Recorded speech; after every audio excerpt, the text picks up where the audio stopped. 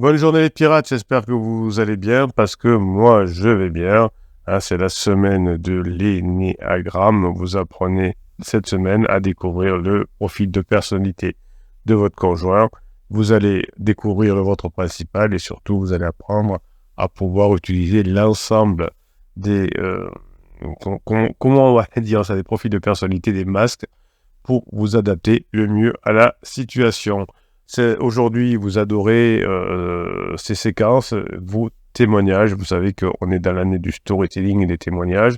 Donc, vous m'envoyez vos témoignages par WhatsApp, par mail, et je vais en faire profiter les pirates, évidemment. Ça reste anonyme. Je ne dis que ce que vous voulez bien me dire, évidemment.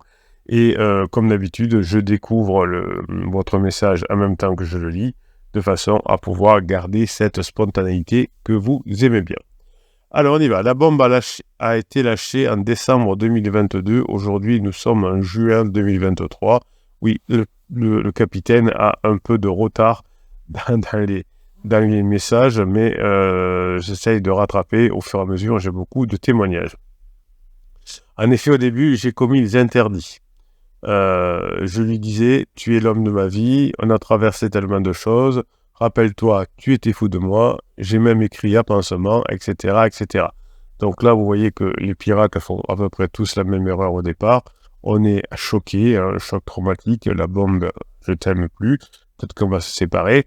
Et donc là, on fait les interdits. Donc si vous êtes en début de crise, c'est-à-dire dans la phase d'alarme, les premiers mois, pensez bien à faire la formation sur les interdits. Vous retrouvez le catalogue des formations en descriptif de ce podcast.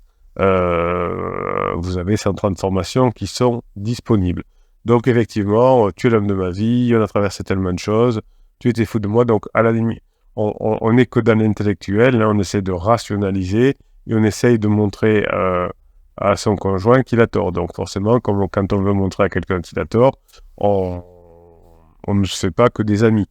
Si votre tonton adore la chasse et que dans le repas de famille, vous lui expliquez que la chasse c'est nul, eh bien évidemment, vous allez vous éloigner. Donc écrire à pansement, évidemment, alors surtout écrire, c'est une erreur parce que ça laisse des traces, ça ne sert à rien et ça peut être même retourné contre vous et l'écriture finalement va vous rendre plutôt ridicule. Donc il m'a dit, je n'ai plus de sentiments, je ne te trompe pas. Il m'a dit, je n'ai plus de sentiments, je te trompe pas, mais on a des points communs, ça m'est tombé dessus, etc. Collègue de boulot, ça RH. C'est fou quand on vous dit, ça m'est tombé dessus. Les personnes en crise disent, ça m'est tombé dessus. Très souvent, vous l'aurez. Plus de 80% des cas, si vous ne l'avez pas, c'est pas très grave. C'est une erreur, c'est un mensonge, c'est une déculpabilisation. Pour tomber amoureux de quelqu'un, pour avoir une relation avec quelqu'un, il faut le vouloir. Il faut même le chercher. C'est tellement difficile de rencontrer quelqu'un avec qui on peut avoir une affinité qui peut aller jusqu'à de la sensualité. Si on ne le cherche pas, on n'a aucune chance de l'avoir. Pendant toute la phase de lune de miel, vous êtes focus sur votre conjoint. Vous pouvez faire tout ce que vous voulez. Quelqu'un pourra faire tout ce qu'il veut. Il ne vous détournera pas du droit chemin. Et puis, une fois qu'on ne se sent pas bien avec son conjoint, eh bien, on commence à regarder ailleurs. Évidemment, ça m'est tombé dessus. C'est évidemment, je n'ai pas choisi que celui-là, etc. Mais j'étais open à me faire séduire. Donc, ta fameuse collègue de bureau, ça RH. Du coup, down, évitant écouteur, n'osait même pas me toucher, méchant, regard avec mépris. Oui, donc effectivement, pendant toute la phase vous voyez que toutes les relations sont exactement les mêmes.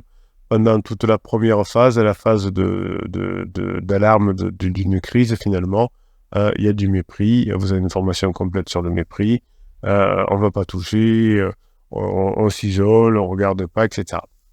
En effet, il était quand même plus ou moins sympa et tout allait très vite à l'espace de 15 jours. Méchant, plus d'empathie, j'ai même fait une crise d'angoisse, il m'aurait laissé crever. Alors oui, parce que d'abord on est focalisé vers son pansement, après on aura beaucoup de ressentiments avec son pansement, mais aussi on veut faire le suicide par police, c'est-à-dire qu'on n'est pas très courageux quand on est en crise existentielle, on voudrait être tellement désagréable que ce soit notre conjoint qui nous vire. J'écoutais l'autre jour un podcast d'un homme pas très courageux et qui disait que quand il avait, alors c'était plutôt, on va dire, un don Juan, un séducteur qui s'arrêtait à la fin des lunes de miel quand il commençait à en avoir assez de la lune de miel, parce que vous voyez qu'effectivement, quand on cherche que des lunes de miel, on n'a que des personnes déséquilibrées. Et donc, forcément, il en avait marre au bout d'un mois, donc il n'arrivait pas à analyser ça. Hein, donc, c'était une analyse difficile pour lui à faire. Il disait qu'il laissait traîner ses chaussettes, qu'il faisait des choses qui allaient énerver petit à petit son conjoint, qui allait le mettre dehors, et lui partait en disant je suis tranquille, au moins elle ne m'embêtera pas puisque c'est elle qui a rompu. Donc, ça s'appelle le suicide par police. Alors, au début, on est toujours en train de se plaindre, l'humain, quoi, lol. Mais quand on prend du recul et de la hauteur, on voit tout de même l'avancée. Plus de down comme au début. Il est quand il rentre de chez Pansement, ou quand il était avec elle, ou s'apprête à aller la voir. J'ai bien compris ça, ça me fait sourire, j'en joue. Mais je réussis très vite à me remettre à l'aise, aucune question bien entendu. J'enchaîne sur un fait. Oh, tu as vu ce qui s'est passé aujourd'hui, et il se détend. On peut même discuter, même rigoler, et plus. Donc vous voyez qu'effectivement, il y a un changement qui est en train de s'opérer chez ce couple. Au début, il était méchant, il voulait plus d'empathie, etc. Quitte à faire des crises d'angoisse de son conjoint. Et puis, le pirate se forme, comprend, prend de la hauteur, et finalement, c'est en train de s'inverser. Il est down quand il va voir le Pansement, ou quand il rentre de chez Pansement parce qu'il n'est pas bien, parce qu'ils se sont pris la tête, etc. Et le lieu où il se détend, c'est la maison. On discute et on rigole. Donc, c'est la première partie. À partir du moment où vous allez commencer à rigoler ensemble, à plaisanter ensemble, vous allez détendre. Il y a une confiance qui va revenir. Et après la confiance et la discussion finalement agréable, vous aurez la tendresse, hein, vous prendre dans les bras, rigoler, vous regarder dans les yeux, vous faire des compliments, etc. Et ensuite, il y aura l'intimité, la sexualisation. Donc, vous savez que quand vous êtes ensemble depuis 5, 10, 15, 20 ans, votre conjoint est attaché à vous. Donc, si vous repassez par cette étape d'abord d'amis, ensuite de tendresse, ensuite l'attachement plus la tendresse, refait venir l'intimité. Hein, puisque quand on est dans la tendresse, on ne peut pas être tendre avec son patron, avec ses collaborateurs, etc. On peut être bienveillant mais pas tendre. Donc quand vous allez créer de la tendresse avec votre conjoint, parce qu'il y aura eu avant de la confiance et du dialogue agréable, eh bien vous allez transformer l'attachement à nouveau en amour. Maintenant, il se projette beaucoup dans la maison. On fera ça, on fera ci, blablabla. Je sens qu'il ne veut pas partir, mais à la fois, je sens qu'il est bien avec elle. Et oui, il est encore en lune de miel. J'ai bien compris que je ne pouvais rien faire contre ça. On pourrait faire, je sais pas, des trucs abominables, mais ça mènerait pas grand-chose. La nature a besoin par exemple, l'hiver, de se régénérer pour pouvoir faire des fruits au printemps ou en été. Donc c'est comme ça, le conjoint est obligé de passer par la lune de miel pour s'apercevoir que ensuite la personne était un fake, était une illusion. En attendant, je peux bosser sur moi. La preuve, il m'a fait une petite scène lorsque je suis rentré de chez une copine un soir assez tard et que je suis allé à la douche. Et là, il m'a dit « Tu te sens propre ?» J'ai pris une inspiration pour pas l'envoyer bouler, et très calmement. Je l'ai rassuré en lui disant que j'avais du respect pour moi, mes enfants et lui aussi, que mes enfants et lui étaient très importants pour moi, pour que je puisse faire une chose pareille. Il m'a dit, alors donc effectivement, alors là c'était un peu lourd, là, vous auriez pu mettre un peu d'humour en disant, oui, je suis allé faire l'amour avec l'équipe de rugby du coin, évidemment, et c'est dommage parce que l'équipe de foot n'était pas disponible parce qu'ils sont plus nombreux, enfin, vous voyez, quelque chose comme ça. Bon, en tout cas, elle ne l'a pas envoyé bouler, et ça, c'est très bien. Donc, c'était un peu lourd, la tirade sur « j'ai du respect », machin, c'est-à-dire « moi, je suis bien et toi, t'es pas bien ». En revanche, il a dit « je vois que tu as changé ». Il m'a dit aussi « t'as changé, t'es bizarre, tu fais fausse, je te parle pas du relâchement du ménage. Oui, j'ai changé en effet, je bosse sur moi, je me sens carrément mieux. Ce n'est ni contre toi, ni contre les autres, je le fais uniquement pour moi. Et pour finir, je lui dis, tu sais, on est bien d'accord sur une chose, c'est que moi aussi, je ne veux plus de la vie d'avant. Bon, là, on parle un peu trop du couple, on parle un peu trop de soi, mais pourquoi pas, avec de la légèreté, en disant, du coup, je fais plus le ménage, comme ça, on va embaucher super mal pour pouvoir, je le verrai, je vais faire le ménage en string. Quelque chose comme ça, on peut aller vers la coquinerie, la légèreté. Ouais, elle a dit, je ne sais pas si c'était pas trop, mais c'est bien sorti quand même, je me suis bien sorti quand même.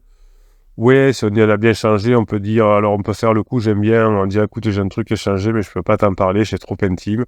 Donc si, dis-le-moi, enfin, vous faites monter la mayonnaise, puisque la curiosité, votre conjoint, vouloir savoir, à la fin, vous balancez une saucisse du type, la grande décision que j'ai prise, c'est que je ne mets plus d'olive sur les pizzas, enfin, quelque chose comme ça.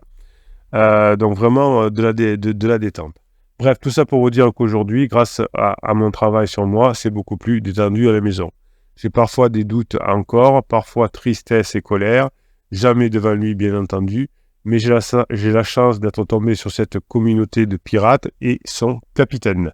Alors oui, j'y crois difficile car parfois, non, j'y crois difficile parfois car personne n'est au courant, famille, amis, je garde tout pour moi.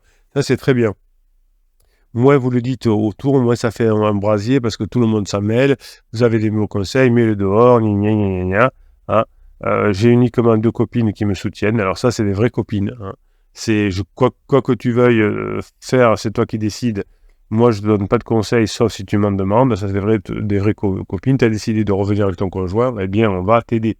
Tu as décidé de te séparer, eh bien, on va t'aider. C'est pas dire non, ne te sépare pas, ou oui, tu as raison de te séparer. C'est tu as à te battre pour récupérer ton conjoint, eh bien, on va se battre avec toi.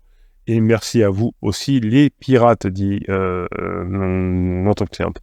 Alors, je veux aussi protéger mon entourage, nos amis que nous voyons tous les week-ends notamment. Donc, vous voyez qu'on est dans une crise assez traditionnelle, avec l'intelligence de pirate de cette pirate, de cette piratesse, eh bien, ça se passe plutôt bien. Ça va se finir avec pansement, ils passent des bons mois ensemble, on n'a pas mis le feu à la famille, etc. Donc on continue à avoir des rencontres avec les amis, la famille le week-end. Donc tout ça s'annonce vraiment très bien. Bref, je compte bien récupérer mon mari, mon couple, et que les enfants grandissent avec leurs 2 parents. Alors fuck le pansement, elle ne me battra pas, grinta à tous. Moi je trouve que c'est un très très beau témoignage, hein. Vous voyez que quand on a des témoignages de cette force-là, ça montre que le client, le pirate, la cliente, la piratesse, c'est une femme, a mis en application une formation, et tout ça montre que finalement, petit à petit, on va pouvoir récupérer son conjoint. Moi, j'adore ce genre de témoignages positifs. Vous voyez que le travail paye et que on est passé du début avec tous les interdits, je pleure, je te menace, je me mets sur le toit, etc., à quelque chose de, ça y est, j'ai compris, j'ai pris de la hauteur, on passe des moments ensemble, on n'a pas inondé la famille du stress, et effectivement, il faudra que la crise se passe. C'est dur, hein, on pourrait avoir de l'ego, les personnes qui ont de l'ego perdent leur couple à ce moment-là, en disant, oui, c'est comme ça, tu m'as trompé, tu dégages, etc. Bon, c'est la fin du couple. Alors que c'est souvent juste un passage, un point d'étape difficile du couple. En tout cas, vos enfants vous seront reconnaissants d'avoir fait ce travail sur vous, de vous être formés, d'avoir récupéré votre couple, faire en sorte que les enfants n'aient pas à changer de maison toutes les semaines, comme dit notre piratesse, c'est important pour eux, hein. Les parents ne pourraient pas le faire, c'est-à-dire que vous savez que parfois on a la mauvaise idée de laisser les enfants dans la maison et les parents changent d'une semaine sur 2. Je vous rappelle que c'est un truc d'agent immobilier. Les 2 parents veulent divorcer, aucun des 2 ne veut revenir, hein, aucun des 2 ne veut faire un effort. On veut vendre la maison et c'est une belle maison, donc l'agent immobilier dit, vous savez, ça va prendre quelques semaines, voire quelques mois, parce que c'est un bien qui est rare, qui est atypique, etc. Donc moi, ce que je vous conseille, pour arrêter de vous taper dessus devant les enfants, c'est que vous preniez un studio à côté, et que vous alliez chez des amis une semaine sur 2, voilà, comme ça, vous ne vous tapez pas dessus. En gros, c'est ça.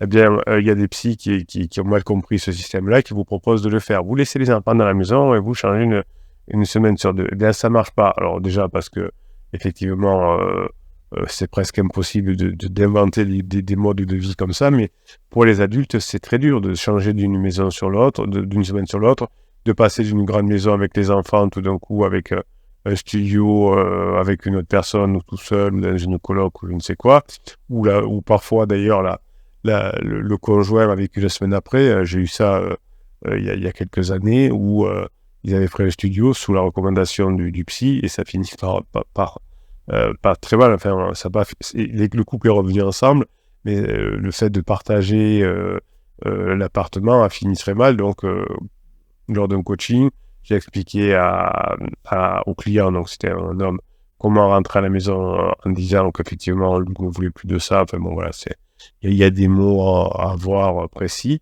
Et finalement, comme il est rentré à la maison et que l'épouse a dit bah, « moi je continue à aller là-bas », ça a duré 15 jours, 3 semaines, et puis ils ont fini par laisser l'appartement, revenir ensemble dans la maison. Et comme le pirate avait bien évolué depuis, il savait comment faire, eh bien ils se sont remis ensemble. Mais même pour des adultes consentants, changer de maison toutes les semaines, c'est pas possible. On n'est pas fait pour ça. Donc l'imposer à ses enfants, c'est pas possible non plus. Donc le fait d'investir sur vous, d'apprendre, d'être mieux dans votre vie, de vous former, etc., va faire que vous allez pouvoir éviter ça à vos enfants et puis faire de grandes économies, parce que vivre avec 2 appartements, 2 maisons, 2 loyers, 2 fois l'électricité, etc., c'est exorbitant. Hein, donc voilà, au niveau financier, on se retrouve beaucoup mieux d'apprendre, de se former que de divorcer. Voilà. Bien, mes pirates adorés, je vous kiffe et merci pour ce beau témoignage qui, on pressent que le couple va revenir ensemble, évidemment, comme la plupart du temps chez les pirates quand vous faites ce qu'il faut, mais vous voyez que le chemin a été long, il y a eu des interdits, et puis petit à petit, c'est en train de revenir. Je vous souhaite la journée que vous méritez, mes pirates adorés.